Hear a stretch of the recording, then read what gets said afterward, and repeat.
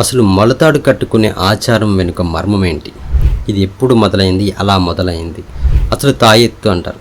తాయెత్తు అంటే అర్థం ఏంటి? వీటికి సంబంధించిన పూర్తి సమాచారాన్ని మనం ఈరోజు ఈ వీడియోలో తెలుసుకుందాం. అయితే ఎక్కడ స్కిప్ చేయకండి. స్కిప్ చేస్తే మీకు అర్థం కాదు. ఫస్ట్ నుంచి లాస్ట్ వరకు చూడండి. అలాగే ఈ ఛానల్ ఇంకా సబ్స్క్రైబ్ చేసుకోకపోతే సబ్స్క్రైబ్ చేసుకొని అలాగే వీడియోని లైక్ చేయండి. ఈ వీడియో మొత్తం చూసిన తర్వాత మీ అభిప్రాయాన్ని కామెంట్ రూపంలో తెలియజేయండి. ఇక వీడియోలోకి వెళ్దాం. ముందుగా తాయెత్తు అంటే ఏంటో తెలుసుకుందాం. కొంతమంది తాయెత్తుతో కూడా కట్టుకుంటారు ఈ మొలతాన్ని. తమిళంలో తాయ్ అంటే తల్లి, అత్తు అంటే ఖండించడం. తాయెత్తు అన్న మాటకు అర్థం తల్లి నుండి ఖండించినది అని. ఏమిటది అంటే బొడ్డుతాడు, ఉంబిలికల్ కార్డ్. అంటే గతంలో బిడ్డ పుట్టగానే మంత్రసాని బొడ్డుతాడు నుండి సేకరించినటువంటి రక్తాన్ని కొన్ని పసరులతో కలిపి ఒక గొట్టంలో పోసి మూత పెట్టి ఉంచేది. బారసాల అయిన తర్వాత ఆ గొట్టాన్ని ఒక తాడుకి కట్టి దాన్ని మొలతాడుగా కట్టేవారు. అదే తాయెత్తు. ఈ ఆచారం ఇప్పుడు కూడా తమిళనాట అనేక ప్రాంతాలలో పల్లెటూరులో కొనసాగుతుంది.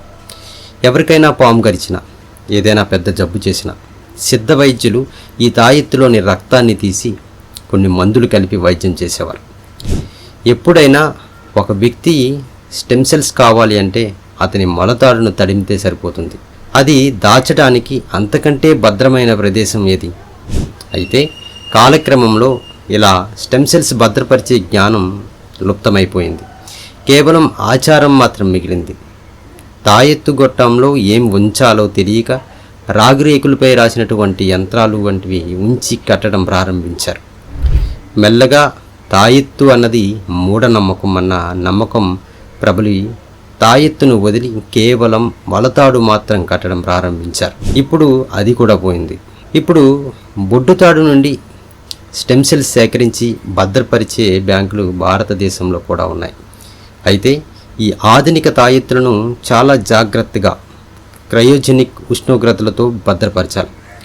అది ఉంటే క్యాన్సర్ లాంటి ఏ రోగాన్నైనా సరే నయం చేయవచ్చని, భవిష్యత్తులో మనిషి యొక్క అవయవం ఏదైనా కోల్పోతే ఈ రక్తం నుండి మళ్ళీ ఆ అవయవాన్ని పునరుత్పత్తి చేసేటటువంటి సాంకేతికత అందుబాటులోకి వస్తుందని ఇప్పుడు ఉన్నటువంటి శాస్త్రవేత్తలు నమ్ముతున్నారు. ఆ దిశగా కృషి జరుగుతుంది.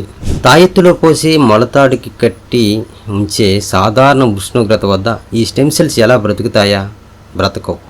వాళ్ళు ఏం పసర్లు కలిపి ఏ ప్రాసెస్తో వాటిని సజీవంగా ఉంచారో, అసలు సజీవంగా ఉంచగలిగారో లేదో, వాటిని ఎలా పునర్వినియోగం చేశారో ఇప్పుడు మనకు తెలియదు. కానీ స్టెమ్ సెల్స్ ఉపయోగం గురించి ఆధునిక వైద్య విజ్ఞానం గుర్తించింది నిన్న మొన్ననే. మొలతాడు తాయెత్తులు ఏనాటివి మరి?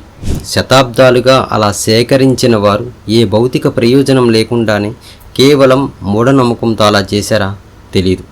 వారికి స్టెమ్ సెల్స్ గురించినటువంటి పరిజ్ఞానం ఉండేది అనటానికి ఆచారాలు తప్ప ఆధారాలు ఇప్పుడు దొరకడం లేదు. కనుక దానిని గురించి వాదించడం వ్యర్థం. మన దేశంలో ఇలా బొడ్డుతాడు నుండి రక్తాన్ని సేకరించి తాయెత్తుల్లో నింపి మొలతాటికి కట్టి భద్రపరచడంలో ఏదో అంతు చిక్కని ప్రాచీన విజ్ఞానం ఉందని శాస్త్రవేత్తలు కూడా ఊహిస్తున్నారు. ఆ దిశగా పరిశోధనలు కూడా జరుగుతున్నాయి.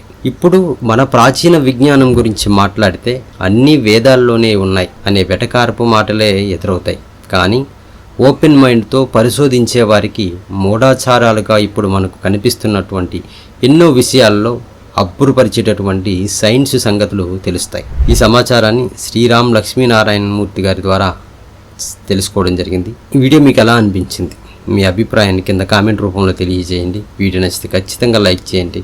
మీకు తెలిసిన వారికి, మీ ఫ్రెండ్స్కి షేర్ చేయడం మాత్రం మర్చిపోకండి. మరొక వీడియోతో మళ్ళీ కలుద్దాం.